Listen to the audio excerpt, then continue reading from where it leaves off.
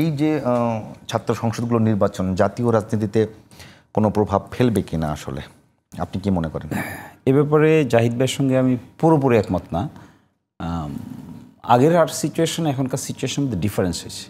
যেমন ধরেন এই যে ডাকসু নির্বাচনটা একটা অজপাড়া গায়ে কিন্তু লাইভ সম্প্রচার হচ্ছে। হ্যাঁ, একেবারে এবার দেখলাম, এইবারই প্রথম দেখলাম আমার এলাকায় সবচাইতে নেগলেক্টেড বাজারের নাম হলো নওগাঁ বাজার। এই নওগাঁ বাজার থেকে লোকেরা ইউটিউব ফিট করে, এখানে ওয়াইফাই আছে, ওয়াইফাই কানেকশন দিয়ে বড় মনিটর ফিট করে দোকানের মধ্যে ইউটিউব চালায়, যেন লোকেরা এসে চা খায় বিকালবেলা। ওই ইউটিউব দেখে চা খায়, গল্প করে, সিগারেট খায়, তার লাভ হয়, দোকানদারের লাভ হয়। তো সেখানে এটা ওপেন বাজতেছে, দেখাচ্ছে যে এখানে ঘোষণা হচ্ছে, অমুকে বক্তব্য দিচ্ছে, অমুক এই হচ্ছে, তমুক ওই হচ্ছে। ফলে আগের চাইতে সিচুয়েশনটা একটু ডিফারেন্ট হবে। আগে যদি 10% ইম্প্যাক্ট হতো, এখন হয়তো এটা 50% ইম্প্যাক্ট হবে। এটা ইনফরমেশন ফ্লোর কারণে হবে। আগে ইনফরমেশনটা এত বেশি ফ্লো হতে পারতো না। এখন ছোট্ট একটা ঘটনা যেমন খুব দ্রুত স্প্রেড করে, আগে এটা অসম্ভব ছিল। এবং ঢাকা ইউনিভার্সিটিতে যে পরিমাণ অ্যাটেনশন দেখলাম মিডিয়ার, ট্র্যাডিশনাল মিডিয়ার বাইরে সোশ্যাল মিডিয়া, ইউটিউবার্স, এদের যে অ্যাটেনশন, এই অ্যাটেনশন সিরিয়াস অ্যাটেনশন।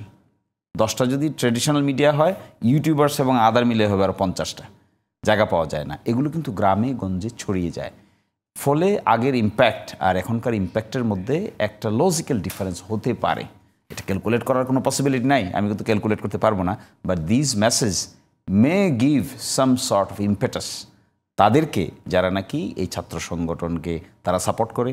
হতে পারে লোকেরা ধরে নেয় বড়ভাবে এটা জামাতের, ফলে দে মে এক ধরনের ইনফ্লুয়েন্স হতে পারে রুট লেভেলে। ট্যাগিংয়ের একটা রাজনীতি ছিল দীর্ঘদিন। একজন উপদেষ্টা বলেছে যে এই নির্বাচনগুলোর মধ্য দিয়ে ট্যাগিংয়ের যে রাজনীতি সেটার অবসান হয়ে গেল বা কবর হয়ে গেল, এরকম। এটা ওনার পার্সপেক্টিভ। ট্যাগিংয়ের রাজনীতির বিরুদ্ধে ছাত্ররা যে রিভল্ট করে, এটা তো আমরা 5ই আগস্টের আগেই দেখেছি। আসলে ট্যাগটাকে তারা পছন্দ করে না। আমি যাকে ট্যাগ দিচ্ছি, যে ট্যাগটা আমি তাকে দিচ্ছি, আর কেউ জানুক আর না জানুক, সে তো জানে এই ট্যাগটা সঠিক না বেঠিক। তো তাকে, সে জানে যে এটা আমি নই, কিন্তু আমি তাকে এটা বারবার বলছি। বলার ফলে তার মধ্যে তো একটা রিয়াকশন তৈরি হওয়াটাই স্বাভাবিক, প্রতিক্রিয়া তৈরি হওয়া স্বাভাবিক। আর ইংরেজিতে একটা কথা আছে যে ইউথফুল এক্সিউবারেন্স, অর্থাৎ তারুণ্যের উত্তাল তরঙ্গটা, এটা খুব দ্রুতই মোবিলাইজ হয়। একজন 50 ঊর্ধ্ব বয়সের মানুষ যেভাবে রিয়্যাক্ট করবে, ঢাকা বিশ্ববিদ্যালয়ের 22 বছর পড়া 23 বছর বয়সের একজন ছাত্র কিংবা ছাত্রী এভাবে রিয়্যাক্ট করবে না। তার পার্সোনালিটিতে আঘাতটা কিংবা তার পার্সোনালিটিকে কটাক্ষ করাটাকে সে পছন্দ করবে বলে আমার কাছে মনে হয় না। ফলে শিবিরের ছেলেরাও যদি এখন এরকম অ্যাটাক করে, কাউকে বুলিং করে, কাউকে এইভাবে পার্সোনালিটিতে হিট করতে চায়, তারাও they will face serious consequence. একইভাবে অন্য কেউ যদি এই ট্যাগিংটাকে বেছে নেয়, যে কোনো ধরনের ট্যাগিং পার্সোনাল ট্যাগিং হয়, পলিটিক্যাল ট্যাগিং হয়, হিস্টোরিক্যাল ট্যাগিং হয়, বুলিংয়ের জন্য ট্যাগিং হয়, এবং এই ফেসবুকে বিভিন্ন জায়গায় বট আইডি ক্রিয়েট করে ট্যাগিং হয়, এগুলো মানুষ নিতে পারে না। আমাদের এই প্রজন্মের মধ্যে একটা জিনিস আমি দেখেছি, আমার ছেলের মধ্যে এটা দেখি, স্বাভাবিকভাবে যদি বলি যে এটা করবা না এখন, তাকে আমাকে জাস্টিফাই করতে হয় কেন করা উচিত না। করবা না বললে সেটা মেনে নেয় না, সে বলে যে কেন করবো না এটা, আই ক্যান ডু দিস।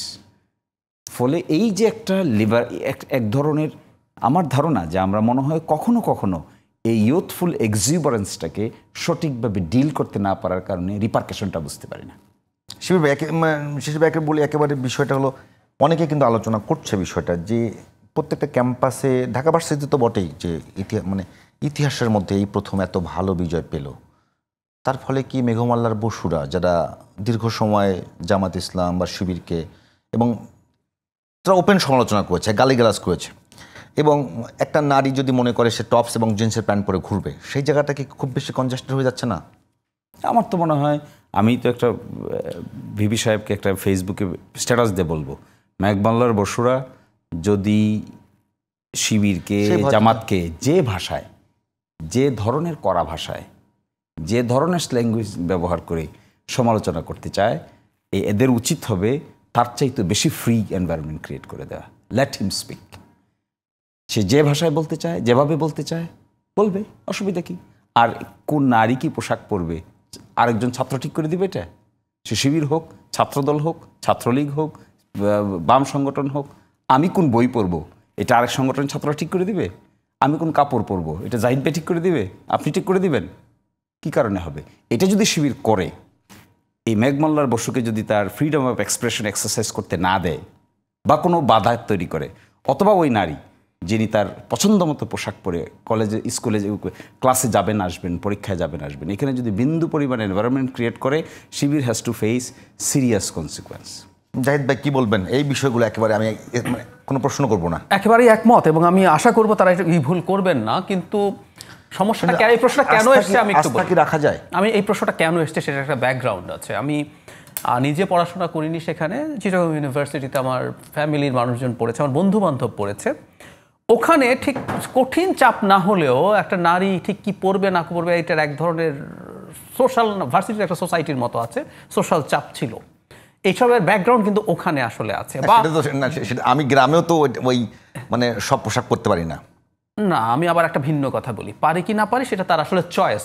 মনির ভাই এখানে খুবই ফেমাস লয়ার আছেন। আমি কনস্টিটিউশন ল কোনোটা যদি ভায়োলেট না করি, আমি আমার রাইট আসলে এনশিওর করতে পারি। সেটার জন্য কেউ আসতে পারে, কিন্তু বাধা দেওয়ার রাইট আসলে, বরং আপনি বেআইনি কাজ করবেন যদি আমি, ওই যে একবার ওড়নার ঘটনা হলো না, যে আমি ওড়না পরবো কিনা, কোথায় পরবো, আদৌ পরবো না কিনা, ইটস মাই ডিসিশন। আমি ওড়না যদি না পরি, আমি পেনাল কোডের কোনো কিছুর বরখেলাপ করি না, ফুল স্টপ, এরপর আর কথা নাই। একটা স্টেট কিন্তু এভাবে চলবে। সো এই জিনিসগুলো তাদেরকে বুঝতে হবে। কখনো কখনো এটা হয়েছে, বা ভিন্ন মতের প্রতি খানিকটা দমন করার প্রবণতা, ছাত্র শিবিরের এই প্রবণতা অনেক বেশি আছে তা বলবো না, কিন্তু আছে বা ছিল অ্যাটলিস্ট। আমি চিটাগংয়ে যে কলেজে পড়েছি ওটা আমি খুব কাছ থেকে শিবির দেখেছি, সুতরাং আমি ওই কলেজ শিবির নিয়ন্ত্রিত ছিল, সেখানেও মত প্রকাশ নিয়ে, শিবিরের সমালোচনা করা নিয়ে সিরিয়াস সমস্যা ছিল। কিন্তু তুলনামূলক হয়তো ছাত্রলীগ কন্ট্রোলে যেখানে ছিল সেখানকার চাইতে তুলনামূলকভাবে বেটার ছিল। কিন্তু আমি মনে করি একেবারে মানে পোস্ট 5 অগস্ট, আমি বারবার এই কথাটা বলার চেষ্টা করছি, বাংলাদেশের রাজনীতিতে কতগুলো গুণগত পরিবর্তন আসলে হয়ে যেতে হবে। যারা ধরতে পারবে না তারা রাজনীতিতে আসলে টিকবে না, একদম শিওর। ছাত্রদলকেও বলছি যে ছাত্রদল, আগের ছাত্রদলরা যে রাজনীতি করেছে সেই রাজনীতি আসলে আর হবে না। ঠিক একইভাবে ছাত্র শিবির যদি মনে করে যে মেঘমল্লার বা অন্য কেউ আমাকে তীব্র আক্রমণ, একটা জিনিস জরুরি, আমি ব্যক্তিগতভাবে মনে করি কিছু কিছু রেড লাইন আছে, আমরা মনে করি রেড লাইন ক্রস করা আমরা উচিত না বলে মনে করি, ডেমোক্রেটিক মানে আমাদের যে নর্ম আছে তার মধ্যে। বরং বুঝতে হবে কেউ যদি আমাকে ওই নর্ম ক্রস করে গালি দেয়, ভাষা ব্যবহার করে, রাদার আমি বেনিফিটেড হই। আমি যদি ওরকম একটা ডেমোক্রেটিক সোসাইটি তৈরি করি। একটা উদাহরণ দিই, যে ছাত্র শিবিরের জয়ের পেছনে আমার কাছে একটা খুব গুরুত্বপূর্ণ কারণ বলে কি মনে হয় জানেন? ওদের ভিকটিমহুড। আপনি শেখ হাসিনার সময়ে শিবিরকে আপনি রাজাকার বলতে পারেন, আসলে এটা আপনার পলিটিক্যাল ন্যারেটিভে আনতে পারেন, যুক্তি দিতে পারেন, আমারও যুক্তি আছে। আপনি তাকে তার ধর্মভিত্তিক যে ন্যারেটিভ মানে তার যে আইডেন্টিটি পলিটিক্স সেটা সমালোচনা করতে পারেন, কিন্তু এগুলো করার মাধ্যমে আপনি ওকে এমন জায়গায় নিয়ে গেলেন, ওইটাকে আমরা জেনোসাইডের ভাষায় ডিহিউম্যানাইজ করা বলি। শিবির মানে মানে মানুষ না। কিন্তু বিশ্বজিৎকে কোপানো হয়, লোকজন বলে আরে ও তো হিন্দু, ও তো শিবির না। আবরার ফাহাদকে যখন হত্যা করা হয়েছে, ও তো শিবির করে না। মানে হচ্ছে দেখা মাইন্ডসেটটা খেয়াল করুন, ও যদি শিবির হইতো তাহলে ওকে কোপায় বা পিটায় মাইরে ফেলা জায়েজ ছিল।